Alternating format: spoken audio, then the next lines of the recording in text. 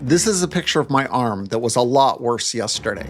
Now I know what you're thinking. You see the picture, you see the title of the video, and you think, Qelbree did that to you? No, it didn't. This isn't the result of any medication side effect. It's actually the result of me having to go to the emergency room due to a hernia. And the bruise on my arm is from a new trainee who was trying to find a vein during that visit, unsuccessfully.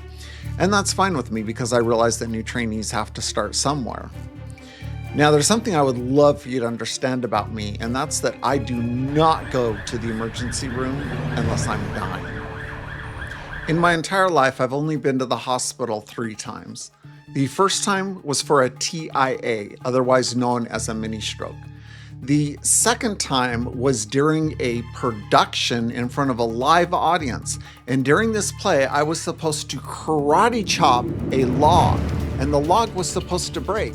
But guess what? The log didn't break. So do you know what did break? That's right, my arm. And the third time was this hernia.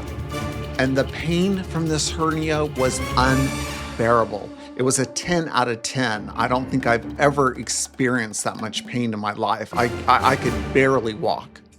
So the doctors had to put me under in order to manipulate the hernia back into place. And now I'm scheduled for surgery in 2 weeks. You know, even with the nightmare of the hernia going on, it kind of distracted me from the fact that I've been boosted to 200 milligrams Qelbree. And while that's great, there is an invisible danger going on that we'll talk about shortly. If you've been here since the start of my Qelbree journey, you'll recall that the very first video I did was called I Lasted 1 Day on Qelbree. And that's because I was started at 200 milligrams and it was a disaster. The massive burning pain in my head, the inability to literally keep my eyes open, the nausea, the continually throwing up, and I never throw up. And that was just the start. It was a complete system failure. The difference this time was night and day. I spent 8 weeks on 100 milligrams of Qelbree, and when I was boosted up to 200, it was surprisingly easy. There were no massive headaches, there was no nausea, there was no vomiting. It just proves that, for me at least, that slow transition to get up to 200 was the right call.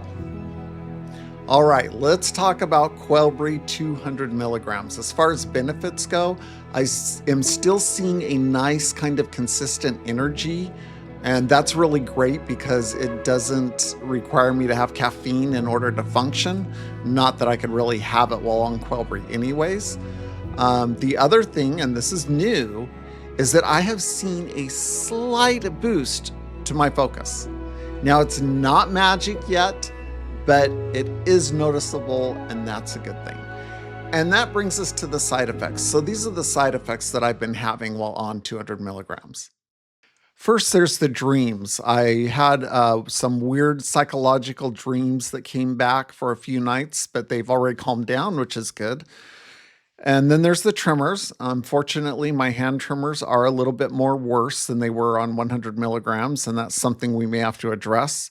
And then I did have one instance of heart palpitations. And you know what? I can live with all that. But there is one, and that's that invisible thing I mentioned earlier that has put my doctor and I at odds. My blood pressure, unfortunately, particularly the bottom number, has gone up since the boost. Before the boost, I was averaging about 85 for my lower number, and unfortunately, it now averages 100. And that's a 15-point increase. And it kind of led to a frustrating experience with my primary doctor. I happened to be there for a general visit, and he took my blood pressure, and he noticed that the blood pressure bottom number was 100. And he was like, And I said, look, I'm 99% sure that this is due to being boosted on Qelbree. And maybe I need to go off of Qelbree in order to bring that number back down. Or maybe we just need to wait a little bit longer to see if it comes down after some time.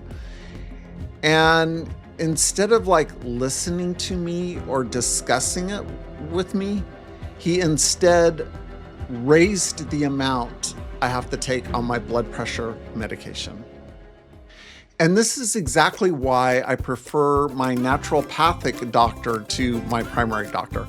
With my naturopathic doctor, she allows me to stay as long as I need to, discussing every single issue I have and helping me come up with an overall plan.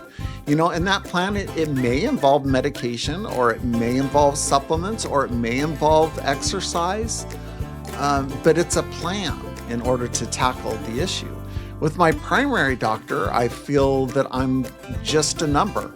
Oh, your blood pressure's high? Here's a pill. Next patient. And that really leaves me conflicted. I mean, do I continue to take this increase in high blood pressure medications in order to appease my primary doctor? Or do I go off of Qelbree right when it's starting to show a benefit?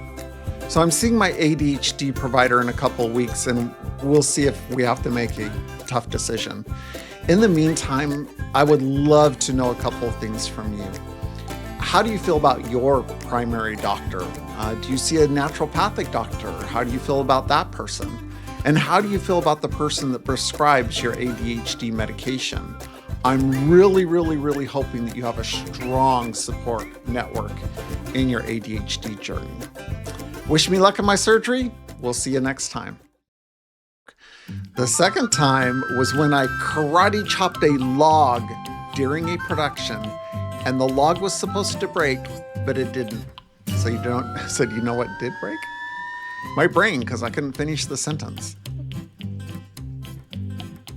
However, while the hernia was a nightmare, it did distract me from the fact that I've been boosted to 200 milligrams of Qelbree, and I look forward to talking to you about that. I act like it's a future thing. I look forward to talking to you about that in 5 videos from now. We'll talk about it now, if that's okay. So the doctors put me under at the hospital in order to manipulate the surgery, in order to manipulate the hernia back into place. And that was like really weird. Have you ever been put under?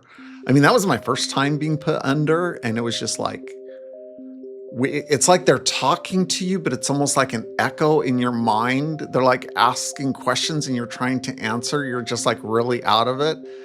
I used to be scared. I would avoid things like an examination, a colon examination, because I was always scared of being put under. And this was just like really weird, but it was like nothing. So don't really fear being put under for the surgery. And I know this is going in bloopers, but I just thought that was weird because I wasn't planning on talking about the whole going under part. Thanks for listening.